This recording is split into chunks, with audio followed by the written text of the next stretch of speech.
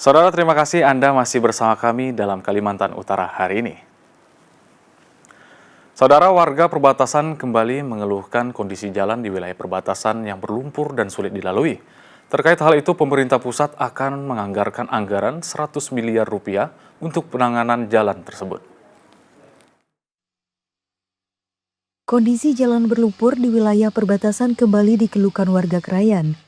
Jalan yang sulit dilalui kendaraan ini dinilai menghambat aktivitas masyarakat, terutama distribusi bahan kebutuhan pokok.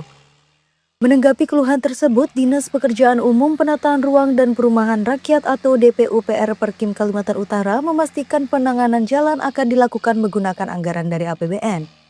Kepala DPUPR Perkim Kaltara, Helmi, menyebutkan pemerintah pusat sebelumnya telah menjanjikan anggaran sebesar 150 miliar rupiah untuk perbaikan infrastruktur jalan di wilayah perbatasan.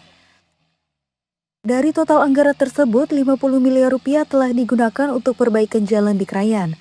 Sementara sisa 100 miliar rupiah direncanakan untuk peningkatan ruas jalan Lembulut hingga Long Ayu, serta Binuang hingga Long Ayu yang dikeluhkan warga saat ini. Ya, jadi dia ada dua segmen satu itu Lembulut, Long Layu. Yang Long Bawan, Lembulut, Long Layu itu segmen 1. Itu yang ditangani sekarang. Yang Long Layu Binuang itu ada segmen 2. Jadi berkaitan dengan laporan masyarakat itu, kita sudah berkoordinasi dengan Balai Jalan bahwa itu akan dilakukan ditinjau dan akan direncanakan, dan syukur pada tahun ini bisa dilaksanakan dengan adanya sisa uang yang 100 miliar itu.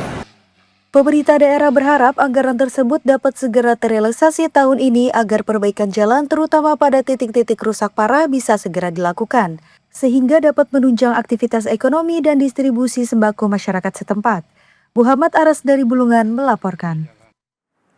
Informasi selanjutnya, Saudara, PT Pelayaran Nasional Indonesia Persero atau PELNI yang kini memasuki usia ke-74 tahun terus memperkuat komitmen dalam meningkatkan konektivitas wilayah perbatasan, termasuk di Kabupaten Nunukan melalui layanan transportasi laut yang berkelanjutan. Sebagai penghubung utama antar pulau, PELNI berperan penting menjaga mobilitas masyarakat dan distribusi logistik agar tetap berjalan lancar. Hal ini diwujudkan melalui layanan kapal penumpang, kapal perintis, serta program tol laut. Kehadiran PELNI dinilai telah menjadi tulang punggung aktivitas ekonomi di wilayah perbatasan, khususnya dalam mendukung perdagangan dan distribusi kebutuhan pokok masyarakat. Mengusung semangat konektivitas yang berkelanjutan, PELNI terus bertransformasi agar wilayah terdepan, terpencil, dan perbatasan tetap terhubung dengan pusat-pusat ekonomi nasional. Dalam peringatan hari ulang tahun ke-74 ini, PELNI Cabang Nunukan juga turut memberikan santunan kepada anak yatim. Kegiatan sosial tersebut merupakan arahan langsung dari pusat, sekaligus menjadi bentuk ikhtiar dan doa untuk kelancaran pelayanan PELNI ke depan. Kepala Cabang PELNI Nunukan Sujito menyampaikan, dalam pelayanan di wilayah kepulauan dan perbatasan, pihaknya menghadapi sejumlah tantangan. Meski demikian, PELNI terus mengajak masyarakat untuk mematuhi aturan.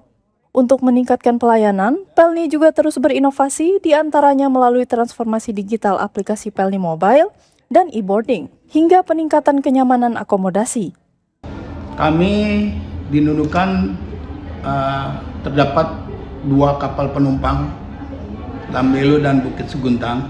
Untuk diperbantukan 1 kapal perintis, penugasan dari pemerintah juga untuk melayari 3 TP, ya, untuk agar di daerah itu bisa merata daripada harga-harga atau yang kesulitan untuk akomodasi atau transportasi menuju ke kota maupun ke kota yang lain.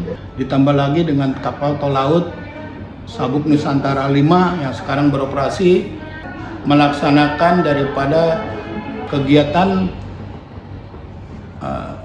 angkut barang seperti sembako, diutamakan sembako kebutuhan-kebutuhan yang dibutuhkan oleh masyarakat. Jadi dengan hadirnya tol laut, kemungkinan harga-harga itu bisa disamaratakan dengan daerah-daerah yang lain. Lebih lanjut, Sujito menambahkan di wilayah perbatasan PELNI juga memiliki peran strategis dalam mendorong pertumbuhan ekonomi. Hal ini dilakukan melalui distribusi logistik program tol laut, termasuk membantu pemasaran hasil produksi masyarakat pesisir seperti rumput laut. Memasuki usia ke-74 tahun ini, Pelni berharap dapat terus menjadi perusahaan pelayaran nasional yang tangguh, andal, dan inovatif. Ahmad Albar dari Nunukan melaporkan.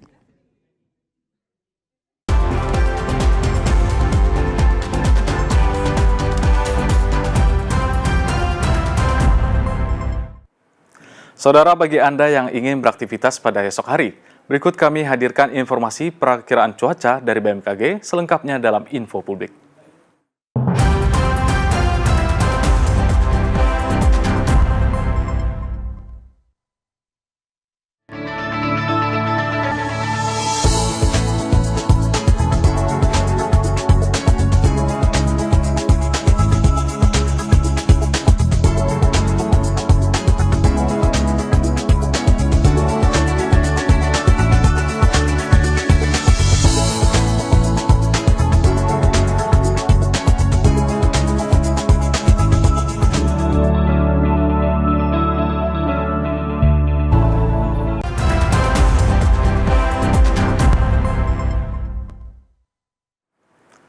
Dan bagi Anda yang baru bergabung bersama kami, berikut kami hadirkan kembali ringkasan berita utama hari ini.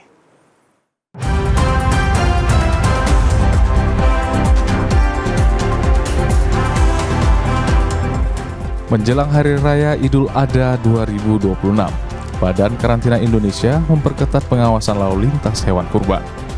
Langkah ini dilakukan sebagai upaya untuk mencegah masuk dan menyebarnya penyakit berbahaya, khususnya di wilayah Kalimantan Utara.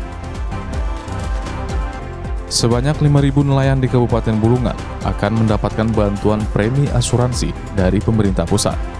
Bantuan ini menjadi upaya pemerintah dalam meningkatkan kesejahteraan serta perlindungan bagi nelayan di Kabupaten Bulungan.